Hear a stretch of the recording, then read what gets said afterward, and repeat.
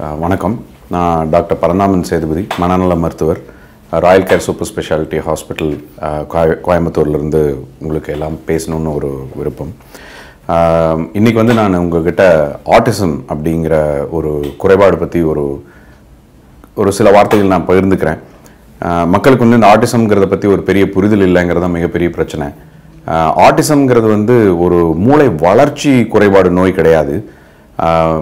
இது வந்து இந்த குழந்தைங்க வந்து அவங்க எபிலிட்டி டு இன்டகிரேட் சென்சஸ்ன்னு சொல்லுவாங்க. அதாவது வந்து இந்த தொடுதல், பார்க்கறது, பேசுறது, இதை வந்து அவங்களால வந்து ஒரு அசிமுலேட் பண்ண முடியாத ஒரு சிரமம் அப்படின்னு சொல்லுவோம் ஆட்டிசம் பற்றி.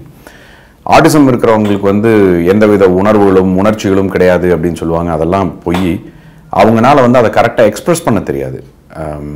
இதை வந்து மக்கள் சரியாக புரிஞ்சுக்காதது வந்து ஒரு மிகப்பெரிய பிரச்சனை நம்ம ஊரில்.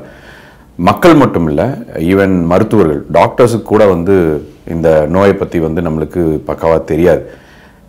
அதனால் வந்து இதுக்கு என்ன பண்ணுறதுன்னு தெரியாமல், எப்படி டயக்னோஸ் பண்ணுறதுன்னு தெரியாமல் வெவ்வேறு இடங்களுக்கு வந்து பேரண்ட்ஸ் வந்து சிரமப்பட்டு ஓடிட்டே இருப்பாங்க. அதுதான் பெரிய ப்ராப்ளம்.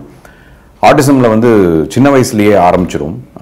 அவங்களுக்கு வந்து சரியாக பேசுகிறது வந்து எக்ஸ்ப்ரெஸ் பண்ண தெரியாது, சரியாக பேசுகிறத புரிஞ்சுக்க தெரியாது. அந்த கண்ணை வந்து பார்த்து பேச மாட்டாங்க அப்படிங்கிறது தான் முதல் திங்காக எல்லாருமே சொல்லுவாங்க. இப்போ கண்ணை பார்த்து பேச மாட்டேங்கிறான், எது பேசினாலும் கேட்டுக்க மாட்டேங்கிறான், ஒரு இடத்துல உட்கார மாட்டேங்கிறான். பையனை தான் அதிகமாக சொல்லுவாங்க. ஏன்னா ஆட்டிசம் வந்து பசங்களில் தான் ஜாஸ்தி, பெண் குழந்தைங்களில் வந்து இது கம்மி.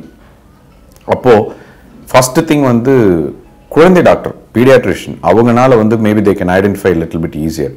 பீடியாட்ரிஷியன் வந்து சம்டைம்ஸ் ஃபேமிலி ஹிஸ்ட்ரி, பெரியவங்க, அதாவது அப்பாவோ தாத்தாவோ கொஞ்சம் டிலேட் மைல் ஸ்டோன்ஸ் இருந்ததுன்னா ஒரு சில சமயம் வந்து இது கொஞ்சம் டைம் எடுத்து நார்மல் ஆகிடும் அப்படின்னு சொல்லுவாங்க. பட் ஸ்கூலில் இப்போ வந்து நம்ம ப்ரைமரி ஸ்கூல்லையோ எப்படி சொல்கிறது, பட்டர் கப்ஸ் மாதிரி ப்ரீ ஸ்கூலில் வந்து டீச்சர்ஸ் ஓரளவுக்கு இப்போ சென்சிடைஸ்டாக இருக்காங்க. அவங்களால இது சீக்கிரமாக கண்டுபிடிச்சிட முடியுது.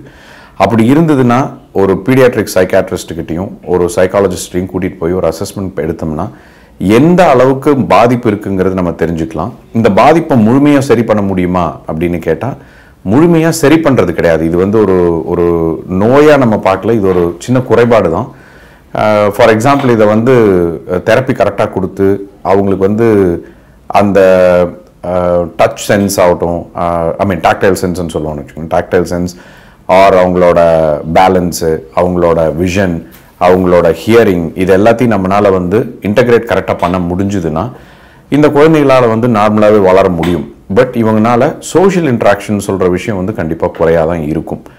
பட் அவங்களோட கெப்பாசிட்டிக்கு ஏற்ற அளவுக்கு அவங்கள நல்லாவே ஹையர் ஃபங்க்ஷனிங்க்கு கொண்டு வர முடியுங்கிறது தான் உண்மை. சரியான இடத்துக்கு ரீச் பண்ணுங்கிறது மிகப்பெரிய இம்பார்ட்டன்ஸ். இதில் ஜென்ரலாக என்ன ஆகும் அப்படின்னா, குழந்தையோட சிரமம் இருக்குது அப்படிங்கிறதுனால இவங்க பேரண்ட்ஸ் வந்து சரியாக புரிஞ்சுக்காம என்ன சொல்கிறாங்களோ கேட்குறது, அவங்க போய் பல கோயில்களுக்கோ இதுக்கோ போயிட்டு வந்துட்டுருப்பாங்க. டிலே ஆகும். தெரப்பி டிலே ஆக தான் நம்மளால் வந்து அதை முழுமையாக கண்ட்ரோலுக்கு கொண்டு வர முடியாது, ஆர் இம்ப்ரூவ்மெண்ட் கொடுக்க முடியாதுன்னு சொல்லுவோம்.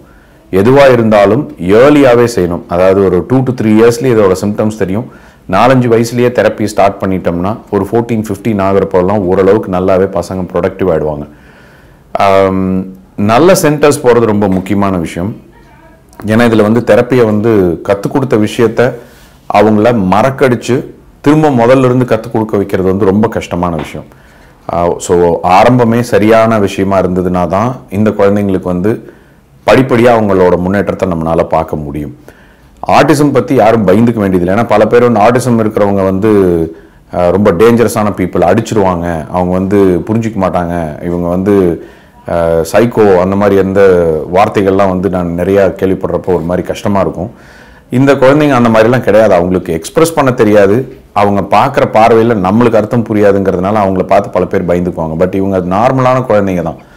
இவங்ககிட்ட வந்து நம்ம இன்ட்ராக்ட் பண்ண இவங்களோட இமோஷனல் அண்டர்ஸ்டாண்டிங்கும் டெஃபினெட்லி பெட்டர் ஆகும். ஸோ ஆட்டிசம் வந்து குணப்படுத்த முடியுமா அப்படிங்கிற கேள்விக்கு வந்து நல்லபடியாக அவங்களோட நார்மலான வாழ்க்கைக்கு கொண்டு வர முடியுங்கிறது தான் ஆட்டிசம் பற்றிய உண்மை. இதை வந்து எல்லாருக்கும் விழிப்புணர்வு இருந்ததுன்னா போதும். இந்தியாவில் வந்து இதோட விழிப்புணர்வு ரொம்ப குறைவுங்கிறது தான் மிகப்பெரிய பிரச்சனை. ஸோ எல்லாருக்கும் ஒரே வார்த்தை தான், இந்த மாதிரி ஒரு குழந்தை ஒரு சின்ன வித்தியாசத்தோடு இருக்கான் அப்படின்னா அந்த குழந்தைய வந்து நிராகரிக்கிறதோ இல்லை அவனை டிஃப்ரெண்ட்டாக பார்க்குறதோ பண்ணாமல் அவனுக்கு தேவையான உதவியை செய்யுங்க, தேவையான இடத்துக்கு கூட்டிகிட்டு போக, தேவையான தெரப்பி கொடுங்க அப்படிங்கிறது மட்டும்தான் உண்மை.